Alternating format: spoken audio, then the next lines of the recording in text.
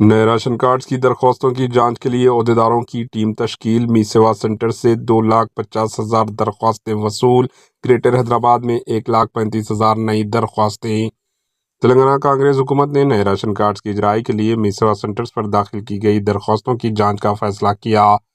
بتایا جاتا ہے کہ محکمہ سول سپلائز کے عہدیداروں کی ٹیم تشکیل دی جا رہی ہے، جو گھر گھر پہنچ کر درخواستوں کی جانچ کرے گی۔ گزشتہ 10 برسوں میں ریاست تلنگانہ میں راشن کارڈ کی تعداد 89,90,000 ہے، جن کے ذریعے 2,81,00,000 استفادہ کنندگان کو راشن شاپس کے ذریعے چاول سربراہ کیے جا رہے تھے۔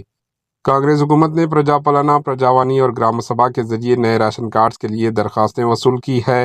حال ہی میں می سیوا سینٹرز پر درخواستوں کے ادخل کی سہولت فراہم کی گئی۔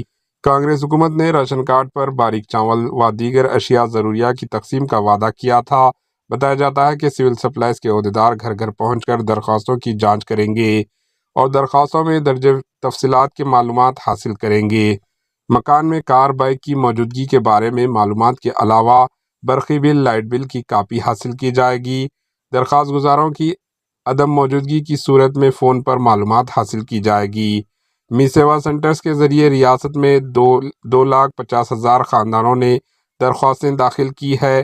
گریٹر حیدرآباد کے حدود میں 1,35,000 درخواستیں داخل کی گئی۔ سول سپلائز میں مختلف رابطے کے عہدیداروں کو درخواستوں کی جانچ کی ذمہ داری دی گئی۔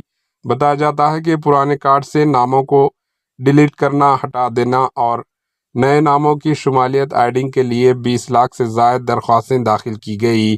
پہلے مرحلے میں نئی درخواستوں کی جانچ کا کام مکمل کیا جائے گا تاکہ حکومت کے منصوبے کے مطابق اگادی تہوار، اگادی فیسٹیول سے نئے راشن کارڈز کی اجرائی کا آغاز ہو سکے۔ Bureau report, HN news. HN news کے یوٹیوب چینل کو سبسکرائب کریں اور بیل آئیکن کو دبانا نہ بھولیں تاکہ آپ کو ہر نئی آنے والی ویڈیو کا نوٹیفیکیشن بر وقت مل سکے۔